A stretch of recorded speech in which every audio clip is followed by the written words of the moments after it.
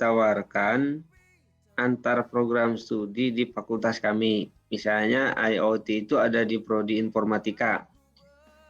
Ya, tapi itu ditawarkan ke program studi mesin, sipil, dan industri.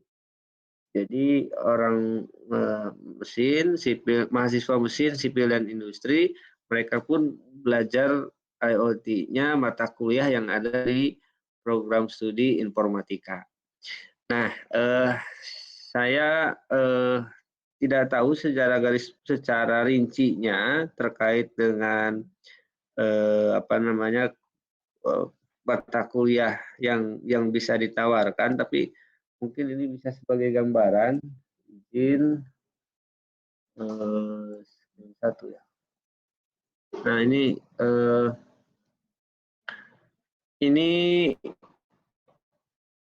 kurikulum di kami di program studi, di 4 program studi kami ada informatika, industri, mesin, dan sipil, termasuk kurikulum-kurikulum yang lamanya. Misalnya informatika, ini untuk informatika di kami 144 SKS.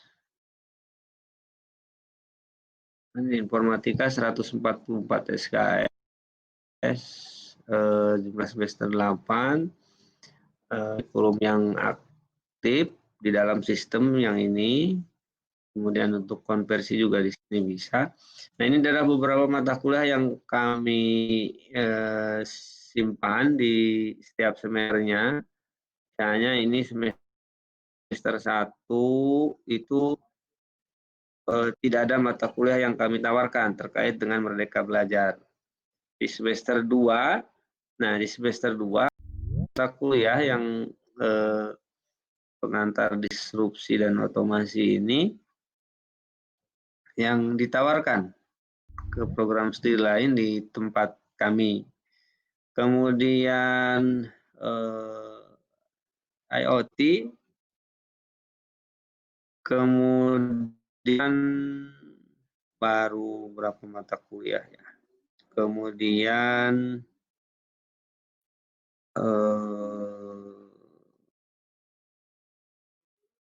sebentar.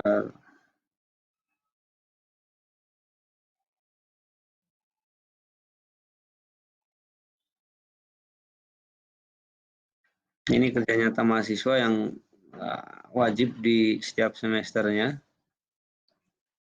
Kemudian ini proyek teknik interdisipliner. Kemudian bahasa Inggris, ya selesai di situ, di bahasa Inggris 2. Nah, ini saya tidak tahu apakah bisa atau tidak, tapi saya pikir ketika tadi Pak Abbas menyebutkan terkait dengan wisata virtual gitu ya, wisata virtual, mungkin tidak bahwa augmented dan virtual reality ini menjadi mata kuliah yang ditawarkan ke program studi pariwisata ya, di tempat Ibu gitu ya. Tetapi memang objek kami diantaranya salah satu output dari mata kuliah ini dan termasuk riset kami yang tadi Pak Abbas sebutkan itu. Jadi domainnya di pariwisata. Beberapa juga sudah digunakan oleh user kami, misalnya Dinas Pariwisata itu juga sudah menggunakan produk hasil dari riset dan berawal dari mata kuliah yang ada di tempat kami, yaitu augmented dan virtual reality. Kemudian mungkin harusnya Pak Abbas nih yang lebih tahu isinya, karena mohon maaf Mbak Irma, basic saya bukan di informatika, jadi basic saya di industri. Tapi kalau di industri saya tawarkan tadi kan Pak Andreas itu menyebutkan ada mata kuliah penelitian operasional ya. Operasional riset pariwisata. Tapi saya juga tidak tahu isi di dalamnya. Dan di kami itu di industri itu memang ada salah satu mata kuliah, di antaranya adalah mata kuliah riset operasional, yaitu optimasi jalur misalnya. Ya salah satu masalahnya ya salah satu metodenya yang kami berikan itu adalah traveling salesman problem, dan itu bisa diterapkan ketika seorang eh, eh, seseorang yang ingin mencari tempat wisata, jalur mana yang terdekat dari titik awal dia ke titik tujuan. Itu mungkin bisa ditawarkan ketika ada mata kuliah terkait dengan optimasi di riset operasional. Tapi mohon maaf, saya tadi hanya melihat sekilas, barangkali konten yang saya sebutkan itu tidak sesuai dengan yang disampaikan Pak Andreas. Itu mungkin Bu Bu yang lain, Pak Abbas yang harus bisa ngasih ini. Pak Abbas mangga.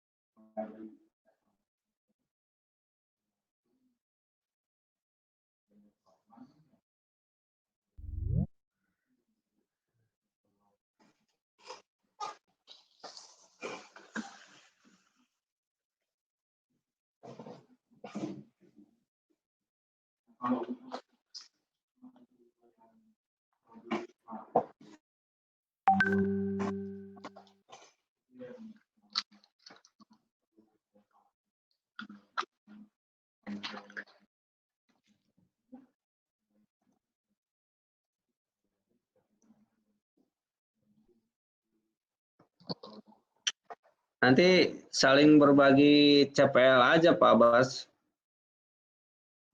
Saling berbagi CPL kan ketahuan tuh Pak Andreas tadi sudah berbagi CPL. Ini mata kuliah ini CPL-nya ini. Nanti kita juga sama-sama saling mempelajari dari CPL itu kan kita bisa lihat tuh. Mereka belajar kan sebenarnya kalau yang tidak terstruktur itu kan arahnya ke kecapaian.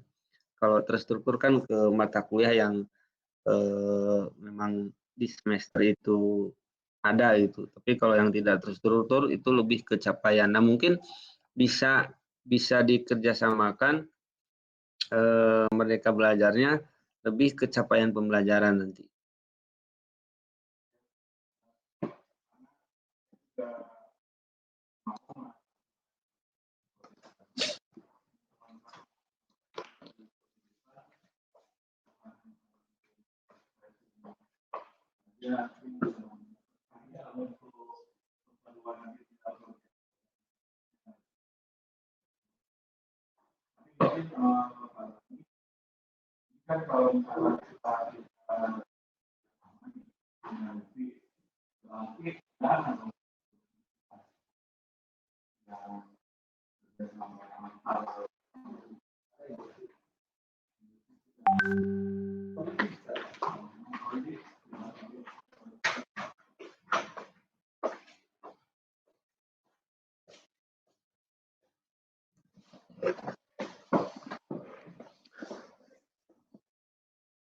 Pak Widi, mangga Pak Widi berbagi hasil kerjasama dengan apa tuh UMC ya Pak Widi ya.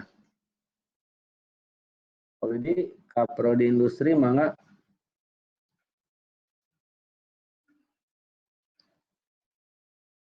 Kemana?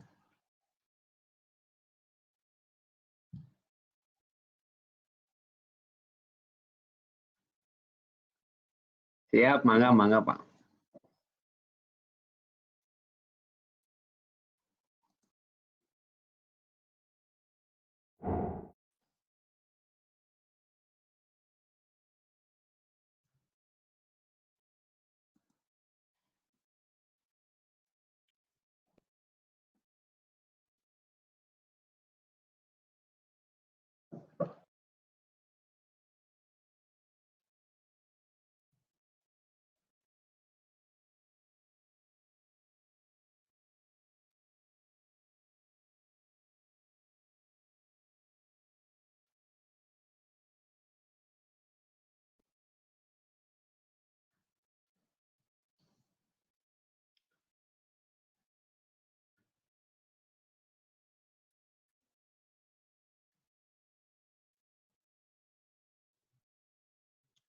manajemen pemasaran pariwisata ya, bisa itu.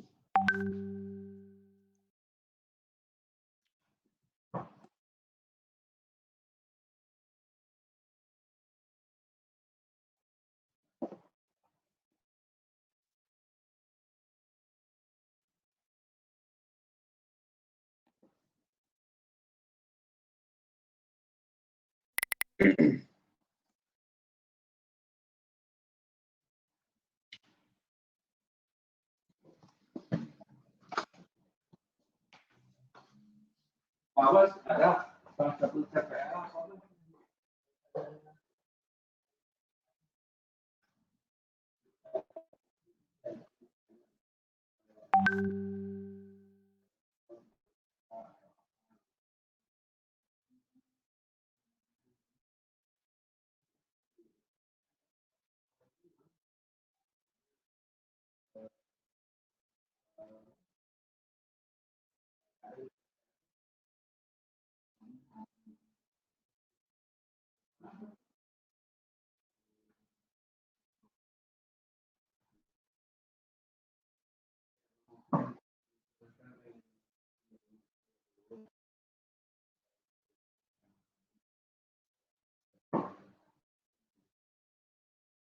Nah, ini mah yang harus.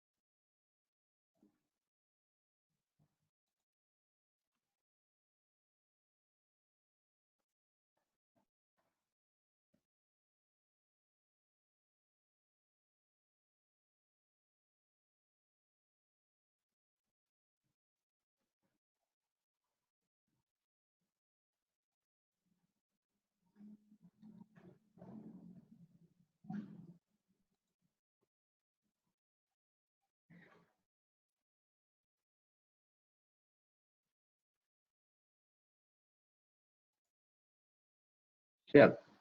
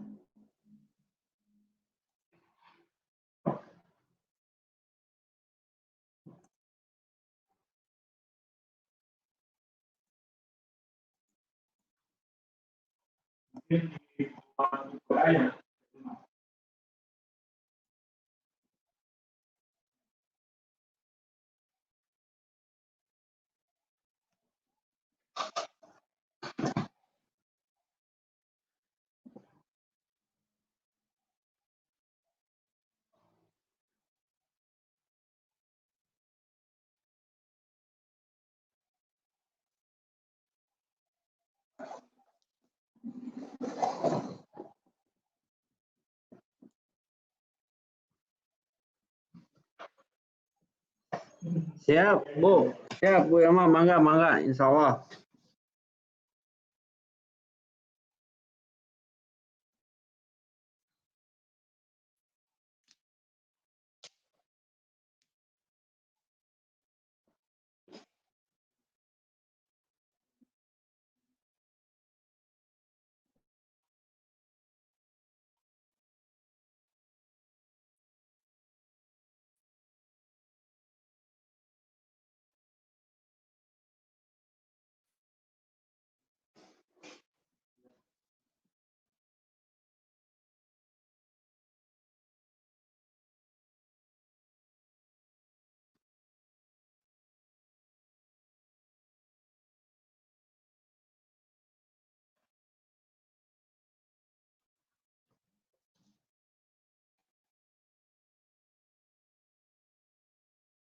Terima kasih.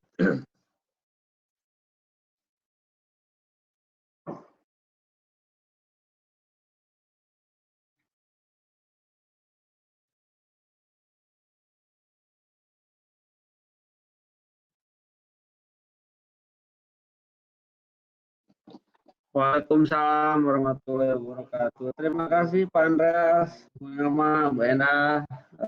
Mudah-mudahan kerjasamanya ke depan lebih manfaat.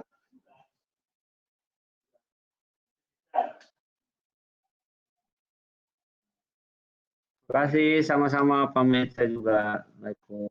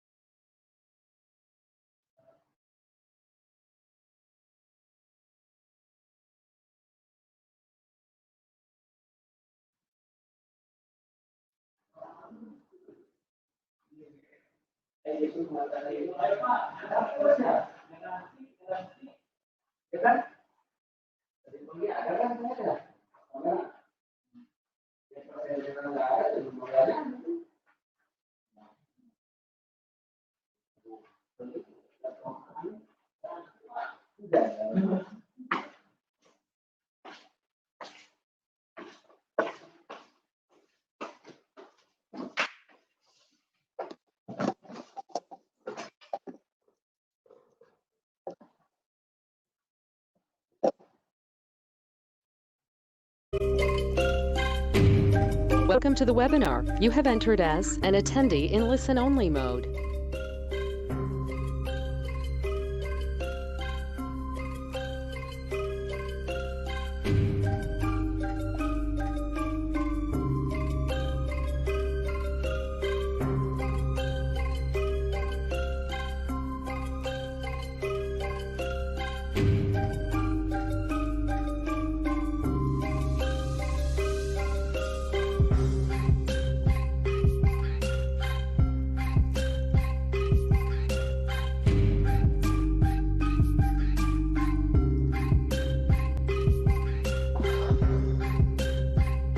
Assalamualaikum warahmatullahi wabarakatuh. Waalaikumsalam warahmatullahi wabarakatuh. Waalaikumsalam warahmatullahi wabarakatuh. Waalaikumsalam warahmatullahi wabarakatuh. 1, 2, 3, 4, 5, 6, 7, 8, 17. Nggak ada iya nih. Tugas sudah diupload.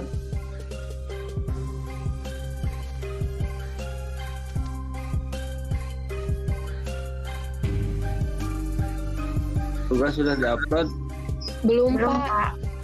Nah, belum. Belum, Pak. Hah?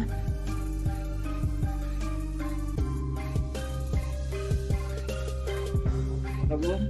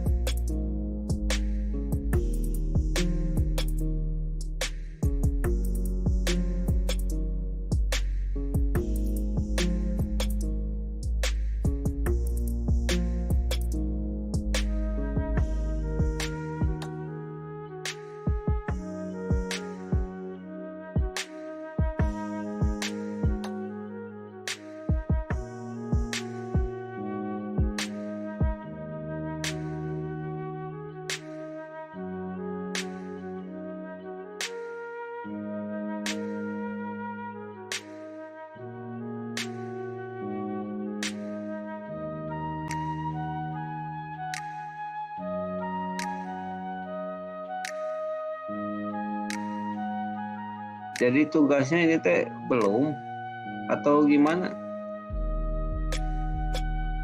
Sudah Pak, sudah dikirim. Udah Pak, udah dikirim. Oh, udah dikirim. Oke, siap. 10 menit membahas tugas. Tugas siapa yang sudah dikirim?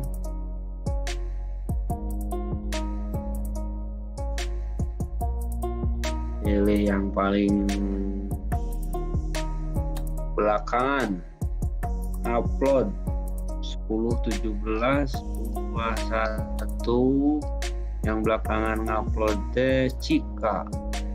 Kita lihat tugas Cika.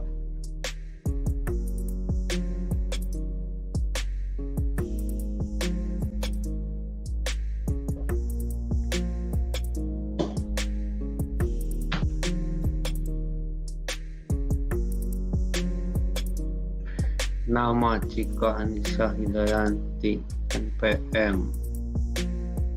XMPP adalah protokol komunikasi, RES adalah Cika, bisa dijelaskan salah satunya?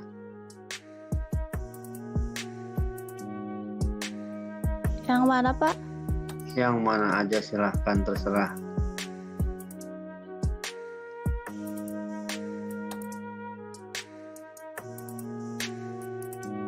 Tugas satu yang mana sok? Terserah, pilih yang mana. Ya Pak, sebentar.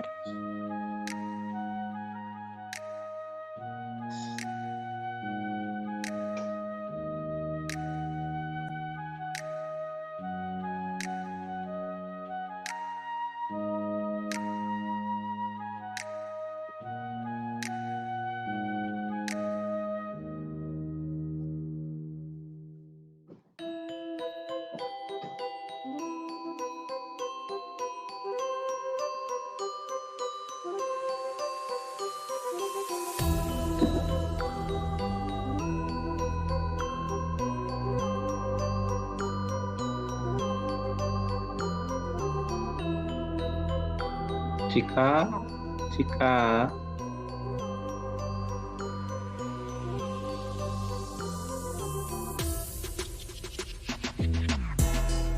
Iya Pak. Iya, gimana? Yang Amazon. Yang mana aja sih? Yang Amazon. Tugas 1 Amazon. Oh, yang Ya. ini, sok apa itu? Jadi ada AWS IoT Core adalah platform yang memungkinkan Anda menghubungkan perangkat ke layanan AWS dan perangkat lain, mengamankan data dan interaksi, memproses dan menjalankan data. Perangkat kemungkinan aplikasi berinteraksi dengan perangkat bahkan ketika offline, serta memungkinkan Anda memproduksi perangkat bahwa Alexa berbiaya rendah.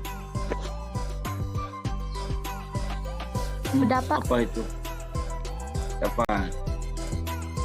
Gimana itu? Jadi si AWS Yacht ini apa sih?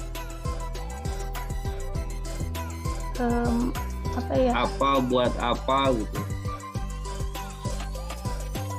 Buat menghubungkan perangkat ke layanan AWS.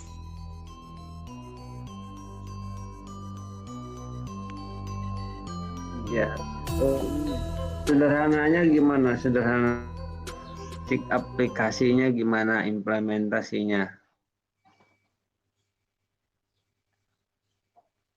Bagaimana?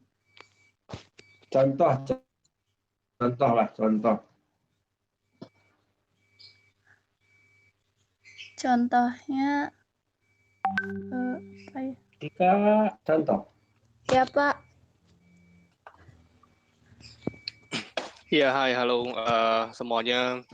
Selamat siang, Bapak, Ibu, teman-teman semua. Selamat datang di webinar literasi teknologi. Nah, webinar contohnya ini seperti diselenggarakan ada atas di gambar tuh, kerjasama Pak. dari Kemendikbud, bagian kemahasiswaan, dan juga Iya, Amazon Web Services gimana itu? Indonesia. Hari ini kita punya topik khusus dengan model yang berbeda. Jadi kalau Yang ada di sebelum-sebelumnya biasanya kita melakukan dalam gambar presentasi, itu. tapi hari ini agak berbeda sedikit. Begitu. Jadi hari ini kita akan coba ngobrol-ngobrol sama teman-teman kita. Di sini ada Pak Aris sama Bu Mega. Hari ini kita akan ngomongin tentang pekerjaan di dunia cloud computing. Khususnya adalah pekerjaan yang namanya solution architect. Oke, sebelum kita mulai, ada sedikit sambutan dari Diki dari kemahasiswaan dengan Pak Fajar. Ya, silakan Pak. Mungkin bisa di-unmute dulu, kemudian bisa langsung Pak.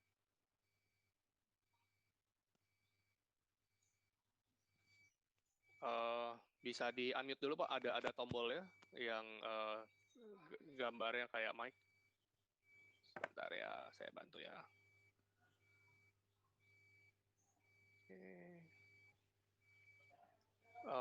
Belum nih Pak, sebentar. Coba dulu ya. Iya, silakan Pak. Baik, terima kasih Pak Furin. Baik, Assalamualaikum Kita sudah dijelaskan. Selamat siang, salam sejahtera bagi kita semua yang Halo? hormati. Iya Pak, ini di gambarnya Furin ada dari kayak ISDN, semacam game gitu tuh. kemudian yang saya hormati Bapak Aris Prabowo. Ini teh dari AWS Public otak Sector apa ya Solution gitu. Architect. Kemudian Otak apa? Ibu Mega Fadilah, juga dari Nggak tahu. AWS Public Sector Solution. Baik, sebelumnya kami ucapkan terima kasih kepada lebih banyak lagi membacanya ya. Sudah Iya, Pak. menginisiasi Oke, program ini. yang kedua ini Dan ada Direktorat siapa ini? Pembelajaran dan Kemahasiswaan untuk menjalankan program webinar untuk Enggak ada namanya, saya download dari kepada adik-adik mahasiswa kita. siapa ini teh? Baik, Bapak Ibu sekalian, memang Gerald. literasi teknologi Gerald, ini tugas 2 Gerald. penting bagi adik-adik Jelasin. mahasiswa, mengingat kita semua sudah tahu bahwa saat ini di dunia sudah memasuki era industri 4.0, sehingga literasi teknologi ini merupakan salah satu literasi Ya, yang harus yang mana sok silakan. DTW ya. Data dan literasi manusia. DTW ya, Pak. Literasi ini Nah, salah apa itu? satunya literasi teknologi ini kami bekali atau kami siapkan kepada adik-adik mahasiswa, salah satunya melalui Jangan membaca tulisannya. webinar. Siap.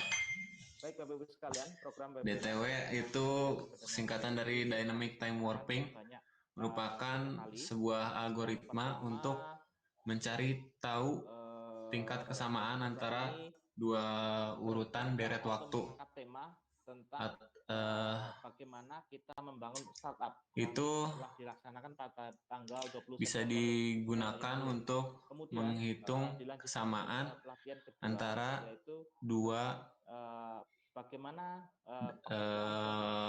misalkan contoh pengaplikasiannya aja lah ya Pak, langsung.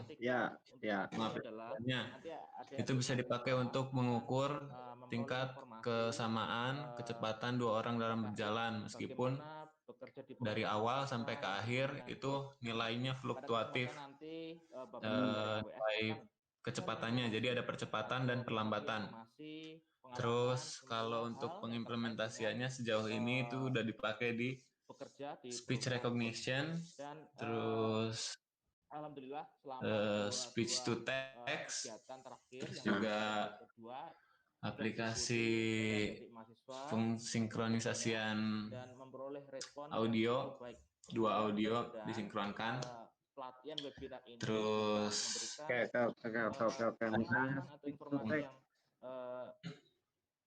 Misalnya itu teks itu kan terkenal tuh ya di Google juga bisa ya.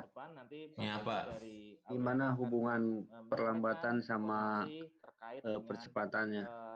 Semua hal yang terkait di perusahaan itu tuh kalau di pengaplikasian speech to text, jadi si audio itu kan merambat dari udara ya dengan memberikan manfaat, kok merambat di udara? tambahan. Ya audio kan merambat frekuensi.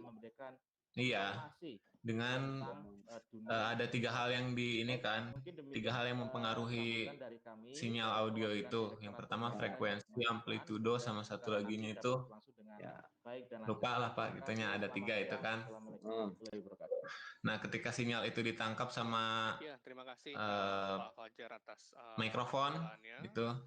Oke, jadi Itu nanti dengan pakai algoritma DTW ini dia bakalan dirubah dulu jadi teman kita sinyal kerja di AWS di Amazon Web namanya. Aduh, lupa lagi namanya, Pak. Ada lah ya gitu kan. Analog to digital. Mas Aris. Bukan Pak, bukan sinyal digital. Analog to digital. Iya, dia kan masuknya jadi data digital. Nanti itu dibuat grafik. Nah, grafiknya itu saya lupa namanya gitu, dibikin grafik. Dia hasilnya bakalan kayak yang di gambar itu ada, Pak. Jadi dengan menggunakan algoritma itu, antara orang berbicara dengan teks yang muncul itu kemungkinannya akan sama gitu ya, kalau menggunakan algoritma DTW gitu. Ya, jadi dia dicocokkan dengan kata-kata yang udah dimasukin di database. Itu kan. Ya, nanti yang keluar di apa namanya di monitornya itu yang sesuai dengan seolah-olah sama gitu ya. Yang sesuai dengan grafik yang ada gitu kan. Dengan pakai DTW ini bisa dilihat di situ kan Pak, di tugas saya ada 2 grafik kanan kiri ya kan di bagian DTW. Kalau yang itu kan ininya ya, itu kan dari analog ke digitalnya. Simpelnya kan berarti misalnya kalau di speak to text itu Gerald bicara A, mengucapkan A gitu ya. Antara yang ucapkan A dengan yang keluar di layar itu sama ya, kurang lebih sama lah, mirip kan gitu ya. Jadi ketika Gerald bicara A, kemudian keluar di layar itu huruf A, kan gitu ya? Ya, karena itu sudah disesuaikan dengan yang ada di database. Itu seperti, nah itu grafiknya tuh kalau yang menggunakan algoritma lain tidak mungkin akan semirip itu gitu, dan mungkin juga berbeda huruf nanti. Bisa saja kita melafalkan huruf misalnya apa ya, jarum ya, mungkin tertulisnya huruf C tapi padahal kita melafalkannya DJ kan gitu ya. Ya, dengan pendekatan DTW akan lebih disesuaikan dengan voice-nya ya gitu ya. Oke. Yang ketiga siapa ini? Iin, Muiz, kelas 3 Iin. Jadi saya pertama join AWS tuh di Eropa dan iya Pak. Ya, tugas 3 Iin. Hadir Pak. Professional services. Terus sekarang satu aja Pak, ya, yang satu aja jangan banyak-banyak. Yang mana silahkan pilih. Customer-nya juga di yang Bluetooth aja Pak lah, yang BLE. Boleh. Oke, ya menarik ya. Berarti boleh. Bluetooth dari luar planet ya. Kalau kita Bluetooth low energy atau BLE, fiturnya yaitu konsumsi energinya yang sangat rendah, dirancang untuk transfer berkala sejumlah kecil, data jarak pendek. Teknologi BLE ini mudah digunakan juga. Biasanya hanya mengkonsumsi setengah dari Bluetooth. BLE ini juga tetap hemat biaya dengan masa pakai baterai yang cukup signifikan. Gitu aja Pak. Dari mau kalah maca. Jadi buat apa nih Bluetooth ini kan kemarin kita belajar perangkat ya. Ini kan salah satu perangkat IoT itu security dan jaringan. Nah, di dalam jaringan itu diantaranya adalah Wi-Fi, Bluetooth gitu ya. Nah, gimana itu ceritanya? Kan tadi kan Mas Aris juga ada cerita Bluetooth kemudian bisa menjadi rendah, konsumsi energinya, transfernya cepat, tapi skalanya kecil. Itu gimana tuh bedanya dengan yang lain? Jadi mungkin saya sebelum saya cerita aktivitas, saya mungkin cerita sedikit mengenai role-nya ya. Jadi di IT ya, kebetulan kita bekerja di bidang IT. Jadi di IT itu ada banyak job role gitu ya. Mungkin kalau yang adik-adik, teman-teman sudah tahu mungkin programmer, developer, ya IT analis, ya application developer lah, Ada Pak, ada. atau network engineer. Jadi sok jelaskan role yang namanya solution architect gitu ya. Jadi solution architect itu bedanya apa sih sama yang lain gitu ya? Atau apa sih solution architect? Jadi solution architect itu sebetulnya kalau bisa dibayangkan seperti kita kalau mau membangun rumah, ada arsiteknya. Itu Bluetooth-nya jangan lawan deh. Misalnya kalau mau bangun rumah, berarti mau berapa kamar? Gimana Pak? Sesuai dengan kebutuhan. Sinyal Pak itu. Bluetooth-nya buat apa? Tingkat apa enggak? Fungsinya di mana? Listriknya kayak apa? Lampunya di mana? Gitu. Jadi intinya adalah lebih ke desain. Gitu. Nah, energi Pak. Sama Transfer bidang IT. Ya, jadi kalau file gitu kan? Mau implementasi ada IT Pak? gitu ya, IT system. Ya, ada sok suaranya mah. Jadi Bluetooth dalam kaitannya network di sini buat apa nih di perangkat IoT ini? Aplikasi itu pakai protokol apa? Mungkin buat sharing data Pak. Kalau internet apa enggak? Ya tunggu baik Pak. Siapa? Mau pakai nanti. Saya juga belum paham Pak. Sistemnya crash. Ya kalau belum paham membaca ya. Gitu. Kalau misalnya kalau kamu tidak membaca hanya menulis saja ya menulis punya orang ya sama aja nggak akan paham. Solution architect itu bertanggung jawab untuk mendesain aplikasi dalam perusahaan. Nanti dia itu bekerjasama dengan berbagai macam tim ya. Terima kasih dengan customer dan kayak apa, limitasinya apa gitu kan. Maunya seperti apa targetnya, kemudian diskusi dengan bisnis. Untuk pertemuan sekarang, ya, saya kira memang saya niatkan untuk diskusi ini. Nah, minggu depan kalian pelajari M3, M3 aplikasi, memberikan arsitektur, diagram, beserta dengan spesifikasinya. Itu.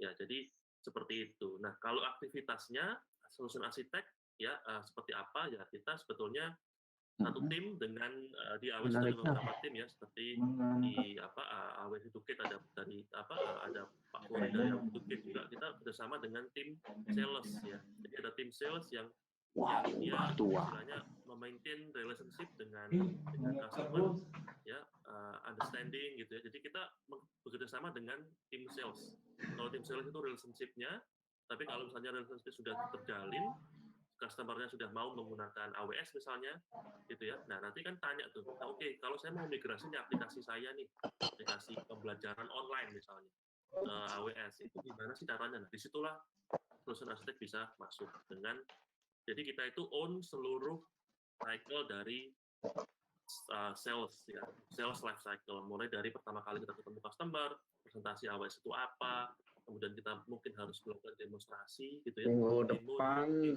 kalian pelajari chapter 3, minggu depan kita diskusi materi yang ini ya. Itu gini loh caranya, bagaimana men-secure aplikasi Bapak, gini loh caranya. Jadi minggu depan saya ingin kalian lebih aktif lagi. Maka dari itu silahkan baca chapter 3, nanti saya diskusi dengan kalian. Ada partner atau mungkin nanti kalian berdiskusi dengan teman-teman, antar teman-teman. Itu ada Microsoft gitu yang bisa minggu depan dibaca chapter 3-nya. Nah, setelah itu apakah selesai dari situ? Bukan. Jadi, minggu ini baca chapter 3 untuk kita diskusikan minggu depan. Ya, sistem itu kan masih ada berubah. Mulai dari 31, 32, bisnis pun berubah, 33, dan itu apa solution architect 34, memberikan advice, 35 dan 35 ya. Nanti saya akan pilih random di antara kalian. Oke. Jadi tadi yang dijelaskan oleh teman-teman kalian itu adalah arsitektur dari IoT ya. Ya, arsitektur IoT itu ada network, ada prosesornya itu sendiri, dan seterusnya. Nah, tadi yang dijelaskan oleh teman-teman Gerald, Cika, itu bagian dari arsitekturnya IoT. Di IoT tidak lengkap tanpa network. tanpa secure, security, reliable, high performance, gitulah istilahnya. tanpa Supaya customer itu dapat address, yang tidak akan terbaik lengkap. buat mereka.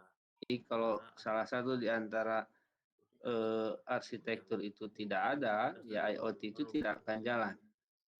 Iya, oke, iya. Tidak akan jalan. Menarik banget ya. Jadi Nah, minggu depan sebenarnya cukup banyak kita juga, dan berdiskusi sebenarnya saya juga sering tentang juga baca-baca beberapa desain statistik perangkat juga gitu kan. IoT Kalau misalnya di atau tahun depan, tahun perlengkapan IoT. 2021, yang Silahkan mungkin kalian 90% baca enterprise referensinya itu akan melakukan yang di buku yang data sudah saya processing itu di bagikan di cloud, itu chapter datanya 3. dari Cisco gitu kan. Nanti Kemudian kita juga dari diskusikan majalah Forbes plus itu tahun referensi 2025 lainnya jika diperlukan 80% silahkan ya. enterprise besar itu Cari sudah sendiri. berada di cloud, Oke. akan Minggu mengadopsi depan cloud kita gitu. diskusi ya.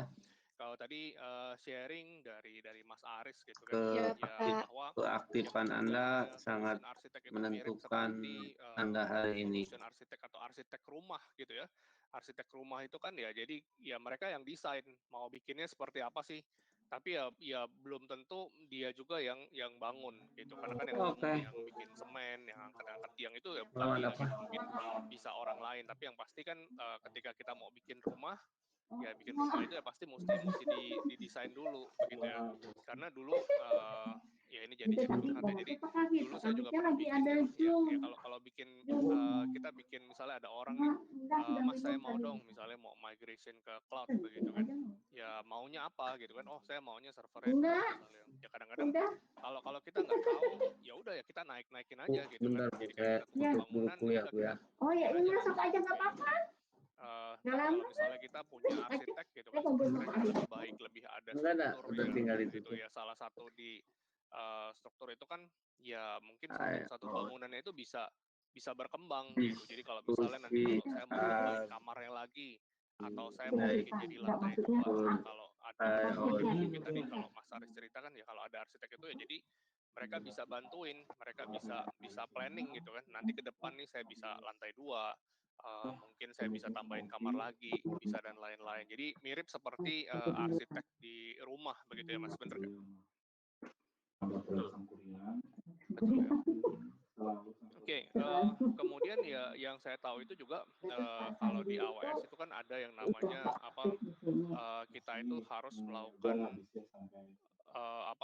sebenarnya bisa nggak sih kalau misalnya ada perusahaan nih, ini saya sekalian nanya ya, kalau misalnya ada perusahaan saya mau punya 10 server nih, biasanya servernya itu saya udah punya 20 core, kemudian RAM-nya puluhan giga misalnya seperti itu. Itu kalau di cloud itu gimana sih Mas? Di cloud itu langsung dinaikin begitu aja atau biasanya seperti apa nih kalau dari Mas Aris yang arsitek, solution arsitek biasanya gimana sih approach-nya? Bisa diceritain nggak, Mas? Ya, jadi salah satu kelebihan kenapa customer itu pindah ke cloud karena kita itu terima kasih semuanya, sehat-sehat semuanya ya. Sudah menaikkan spek kalau dibutuhkan ya. Iya, minggu depan diskusi chapter 3 ya. Sekali education customer ya, universitas. Silakan pelajari masing-masing dulu, baca dulu masing-masing. Semuanya itu harus Assalamualaikum warahmatullahi wabarakatuh. belajar tuh harus dengan online. Waalaikumsalam warahmatullahi wabarakatuh. Itu sebelum COVID itu jadi desain untuk support mungkin beberapa orang aja, tapi ternyata tiba-tiba